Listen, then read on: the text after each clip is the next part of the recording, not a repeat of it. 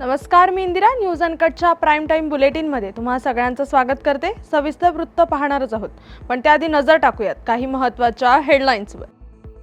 राज्यात येणार यॉर्क आणि ऑस्ट्रेलिया विद्यापीठ, मुख्यमंत्री देवेंद्र फडणवीसांची माहिती.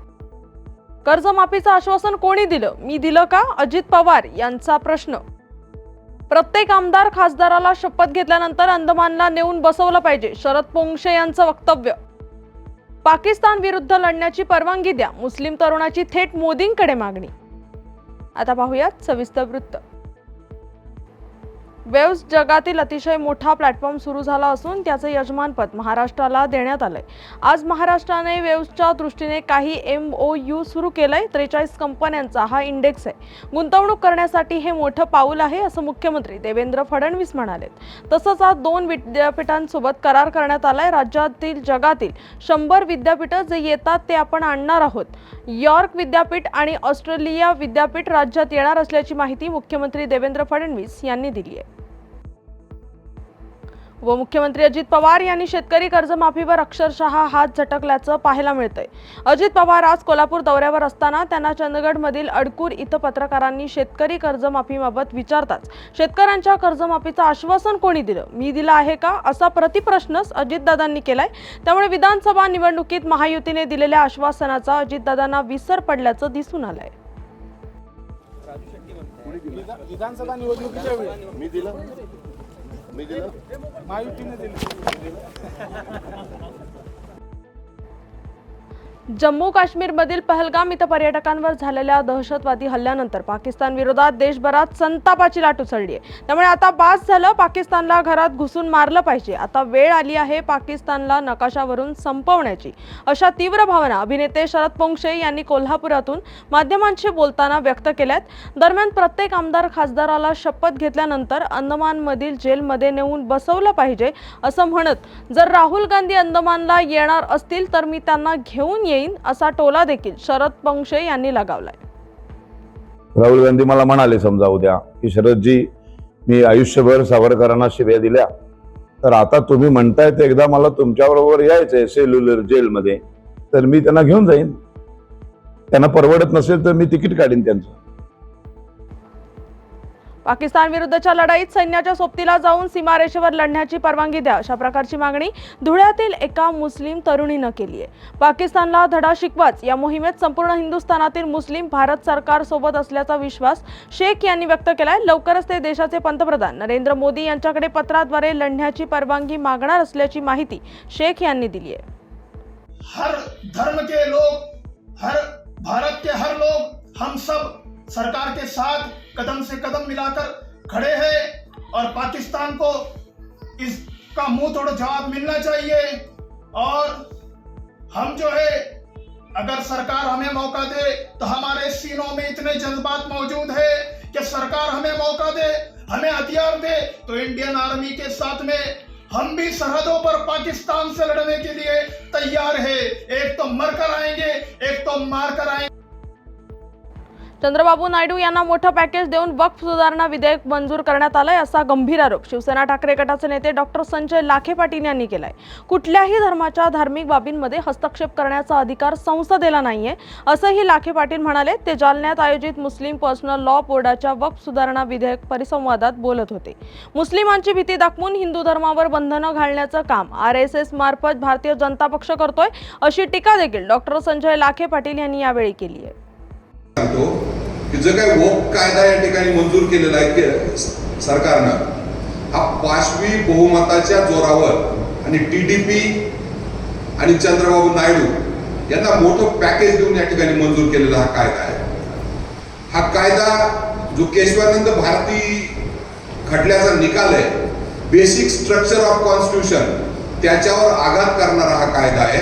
कारण की कुठल्याही धर्माच्या धार्मिक बाबीमध्ये हस्तक्षेप करण्याचा आणि एकतर्फी त्यामध्ये मान्यता देण्याचा संसदेला सुद्धा अधिकार नाही. संसदेने काही कायदा केला तर कायद्याचा अर्थ लावण्यासाठी सर्वोच्च न्यायालय सुप्रीम आहे आणि तो अर्थ लावेल म्हणून या ठिकाणी सर्वोच्च न्यायालयावर तो खटला चालू आहे. आणि अतिशय दुर्दैवाची गोष्ट म्हणजे सर्वोच्च न्यायालयाने न्यायमूर्ती संजय खन्ना यांनी पहिल्या श्रेणीमध्ये जे प्रश्न विचारले की जर जे काही यातले महत्वाचे विषय आहेत त्यामध्ये वर्क बाय युजर 300-400 वर्षापूर्वीची जर वर्क म्हणून दान केलेली प्रॉपर्टी असेल आणि तिचे कागदपत्र आज नसतील तर त्याला तुम्ही आव्हान देणार आहेत का? त्याचे मालकी तुम्ही नाकारणार आहेत का? तर देशभर याच्यामुळे प्रचंड मोठा गोंधळ उत्पन्न होऊ शकतो, परंतु यांना त्याचं काहीच पडलेलं नाही. वर्क बाय युजर हे मान्य. बातमीपत्रात वेळ झाली आहे छोट्याशा विश्रांतीची, लगेचच परत येऊ. तोपर्यंत पाहत राहा न्यूज अनकट. ऐतिहासिक वारसा लाभलेला मराठ मुलूक महाराष्ट्र. या महाराष्ट्राला विविध रंगी छटा आहेत. साहित्य, कला, पर्यटन, नृत्य, भाषा, संत परंपरा अशा विविधतेने तो नटलेला आहे. हीच गौरवशाली विविधता जपत स्वरंग मराठी केवळ महाराष्ट्राच्या सांस्कृतिक संहितेपुरते मर्यादित न राहता समकालीन नवकल्पनांवर आधारित कार्यक्रमांद्वारे मराठी मनोरंजन विश्वात स्वतःची एक अनोखी जागा निर्माण करत आहेत. मराठी मनोरंजन क्षेत्रातील उत्तम दिग्दर्शक, लेखक आणि निर्मात्यांच्या प्रतिभेचा पुरेपूर वापर करून मनोरंजनाचा आगळा वेगळा रंग उधळण्यास आम्ही सज्ज आहोत. स्वरंग मराठीचे उद्दिष्ट मराठी मनोरंजन क्षेत्रामध्ये मनोरंजनाची वहिवाट सोडून रूढीवादी पद्धती तोडून मनोरंजनाचा समृद्ध अनुभव प्रदान करून देण्याचा आहे. म्हणूनच यात विविध पद्धतीचे मनोरंजक आणि माहितीपूर्ण कार्यक्रम स्वरंग मराठीवर बघता येतील. शेवटी एकच, धकाधकीच्या जीवनात धांगडधिंगा करण्यापेक्षा बसूया, हसूया, गाऊया, जगूया. नाती गोती श्रावण मोती गावामधले जीवंत रंग. नाती गोती श्रावण मोती गावामधले जीवंत रंग. चला जोडूया, चला पाहूया, जशी संस्कृती तसा स्वरंग. बातमीपत्रात पुन्हा एकदा स्वागत. आता पाहूयात उर्वरित काही महत्त्वाच्या घडामोडी. जर भारताने पाकिस्तानवर हल्ला केला तर पाकिस्तानला पळता भुई थोडी होईल, असं विधान संजय शिरसाट यांनी केले. छत्रपती संभाजीनगरचे पालकमंत्री संजय शिरसाट यांनी आज पत्रकारांशी संवाद साधलाय. राज्याचे मुख्यमंत्री देवेंद्र फडणवीस अत्यंत कर्तव्यदक्ष मुख्यमंत्री आहेत. आम्ही महाराष्ट्राच्या हितासाठी काम करतोय. आमच्या कामाचा वेग बुलेट ट्रेन सारखा आहे, असं देखील शिरसाट यांनी सांगितलंय. पाकिस्तानला जी दहशत भारताची आहे त्या दहशतीच्या भीतीपोटी त्यांनी रात्री प्रेस घेतली. आता जेव्हा आम्ही कारवाई करू त्या टायमाला त्यांना पळती भुई थोडी होईल आणि प्रत्येक भारतीयाच्या मनातली जी इच्छा आहे, भारतीयांना जे वाटतंय की पाकिस्तानला आता एकदाच धडा शिकवा जेणेकरून आयुष्यात तो कधी उभं राहणार नाही, हे काम मला वाटतं मोदी सरकार निश्चित करेल. आम्ही काम करतो हे लोकांना दिसतंय. लोक आमच्या कामाची प्रशंसा करतायत आणि आम्हाला आणखीन लोकांसाठी स्पीडनी बुलेट ट्रेन जी आहे ना, जी आता त्याच गतीने आम्ही सुद्धा धावणार आहोत. आणि तुम्हाला लक्षात येईल हे 100 दिवसाचा कार्यक्रम नाही, पण वर्षभरामध्ये कंप्लीट चित्र पलटलेलं महाराष्ट्राचं आपल्याला पाहायला मिळेल. महाराष्ट्र दिन आणि आंतरराष्ट्रीय कामगार दिनानिमित्त यवतमाळमध्ये महिला कामगारांचा विशेष सत्कार सोहळा संपन्न झालाय. अखिल भारतीय आदिवासी विकास परिषदेच्या यवतमाळ तालुकाध्यक्ष विद्या परचाके यांच्या संकल्पनेतून आदिवासी सोसायटी परिसरात हा उपक्रम आयोजित करण्यात आला होता. या कार्यक्रमात महिला कामगारांच्या कष्टाला सलाम करत त्यांचा यथोचित सन्मान करण्यात आला. वाढत्या तापमानाची जाणीव ठेवून महिलांच्या आरोग्याचे संरक्षण व्हावं यासाठी विशेषतः स्कार्फ वाटप करण्यात आलं. तसंच गोडवा व स्नेह वाढावा या हेतूने मिठाई वाटप करून त्यांना आदरपूर्वक गौरवण्यात आले. जय ज्योती जय भीम. मी प्राध्यापक पंढरी पाटे. आज जागतिक कामगार दिन, महाराष्ट्र दिन आणि कामगार दिनाच्या निमित्ताने विद्याते परचाके, निशते वाघाडे, मोहिनी कुर्मी ते लीना बोरकर, वर्षाते मोकाचे या सर्व व्यक्तींच्या माध्यमातून, या सर्व सामाजिक चळवळीमध्ये काम करणाऱ्या व्यक्तींच्या माध्यमातून कामगार दिनाचं औचित्य साधून सर्व काम करणाऱ्या, धुनी भांडी घासणाऱ्या सर्व महिलांचा सत्कार आणि सन्मान आज या ठिकाणी आम्ही रस्त्यावरती घेतोय. ही अत्यंत महत्त्वाची आणि आनंदाची बाब आहे. महाराष्ट्राच्या यवतमाळ जिल्ह्यातील अदिबा अहमदने UPSC परीक्षेत भारतात 142वी रँक प्राप्त करत दैदिप्यमान यश मिळवलंय. अदिबा ही महाराष्ट्राची पहिली महिला मुस्लिम IAS बनली आहे. अंतिम यादीत निवड झाल्याने तिच्या कुटुंबियांनी आनंद व्यक्त केलाय. तिच्या या यशानंतर आई वडिलांनी पेढा भरवत तिचं कौतुक आणि अभिनंदन केलंय. यावेळी अदिबा यांनी शिक्षणाचं महत्त्व पटवून सांगितलंय. बहुत खुश हूँ मैं इसलिए भी कि एग्ज़ाम क्लियर कर लिया है. लेकिन इसलिए भी कि बहुत सारी एक्सपेक्टेशंस थी, पेरेंट्स को बहुत सारी एक्सपेक्टेशंस थी, जिन लोगों ने सपोर्ट किया उनको बहुत सारी एक्सपेक्टेशंस थी, तो वो एक्सपेक्टेशंस पूरी हुई है। और सबसे बड़ी खुशी इस बात की भी है कि मुझे इस वक्त रियलाइज़ हो रहा है कि कहीं ना कहीं मेरी वजह से जो है वो मैं इंस्पायर कर पा रही हूँ दूसरी लड़कियों को भी, जिनके सामने बहुत सारे बैरियर्स आते हैं एजुकेशन को कंप्लीट करने के लिए। तो मैं चाहूँगी कि आप भी अपनी बेटी को जो है वो पढ़ाए, कभी किसी भी तरह की रुकावट आए आप उन्हें सपोर्ट करें, उनकी एजुकेशन के लिए जो है वो हमेशा मेहनत करें। परळीच्या बाण धरणातील पाणी नदीपात्रात सोडू नये, अन्यथा आमच्या गावांवर पाणी टंचाईचे संकट ओढवेल या मागणीसाठी बीडच्या परळी तालुक्यातील सुमारे 25 गावांचे नागरिक एकत्र येत धरणात जलसमाधी आंदोलन छेडलंय। प्रख्यात शिक्षण तज्ज्ञ प्राध्यापक टी.पी. मुंडे यांनी या आंदोलनाचं नेतृत्व केलं। बाण धरण हे परळी परिसरातील अनेक गावांचं मुख्य जलस्रोत आहे, मात्र अलीकडील काळात धरणातील पाणी नदीपात्रात सोडण्याचे धोरण राबवले जात असल्याने या भागातील शेतकरी आणि ग्रामस्थांमध्ये तीव्र असंतोष निर्माण झालाय। गोंदिया शहराला पाणी देणाऱ्या वैनगंगा नदीचं पाणी आटल्याने जल प्राधिकरणाकडून 1 दिवसाआड पाणी सोडण्याचं जाहीर करण्यात आलंय।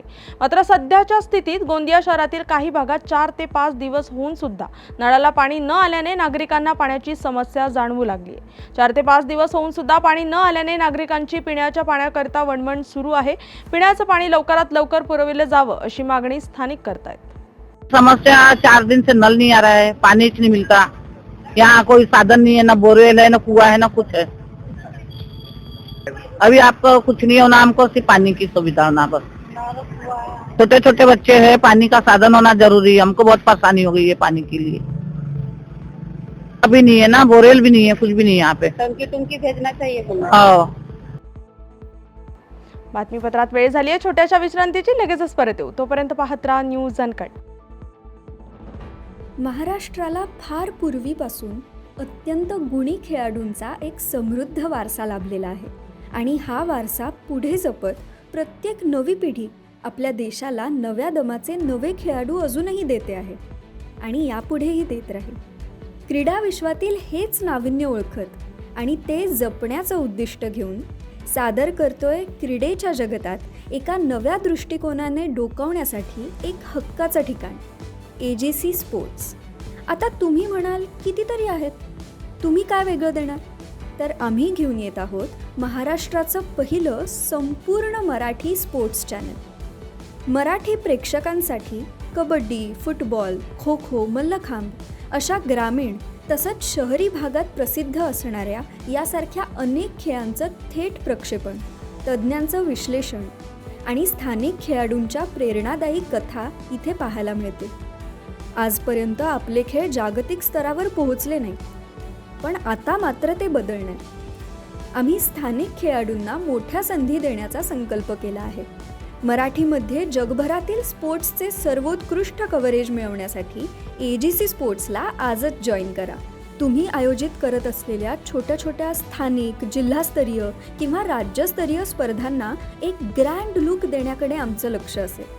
रोज पहाटे उठून आपल्या खेळाची प्रॅक्टिस करणारे, ऑलिम्पिकसारख्या स्पर्धांमध्ये पदकं मिळवण्याची स्वप्न पाहणारे आणि त्यासाठी भरपूर कष्ट घेणारे असे विविध भागांमधले गुणी खेळाडू हे असतील आमचे हिरो। चला तर मग आपल्या खेळाला आपली ओळख देऊया।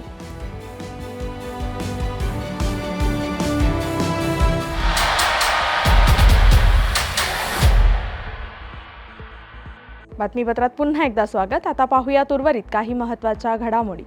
पुण्यातील पुरंदर तालुक्यात होत असलेल्या विमानतळाला स्थानिक लोकांचा विरोध कायम असून आज सुरू झालेला ड्रोन सर्व्हे स्थानिक शेतकऱ्यांनी बंद पाडलाय। यावेळी सरकारच्या वतीने मोठा फौजफाटा मागविण्यात आला होता, मात्र तरी देखील स्थानिक लोकांनी प्रचंड विरोध करत हा ड्रोन सर्व्हे बंद पाडलाय। पोलीस आणि स्थानिक शेतकरी यांच्यामध्ये मोठ्या प्रमाणात वाद निर्माण झाला असून स्थानिक लोक ड्रोन सर्व्हेला तीव्र विरोध करतायत। भारतातील प्रवास सेवा क्षेत्रात मोठी क्रांती घडवत CEO कॅब्सने आपल्या हायब्रिड कॅब सेवेला सुरुवात केली आहे। ही सेवा ऑनलाईन आणि ऑफलाईन आहे। हात दाखवा, कॅब थांबवा या अनोख्या उपक्रमाचा पुण्यात प्रारंभ झाला असल्याची माहिती CEO कॅब्सचे संस्थापक बाहुबली तिवारी यांनी पत्रकार परिषदेत दिली।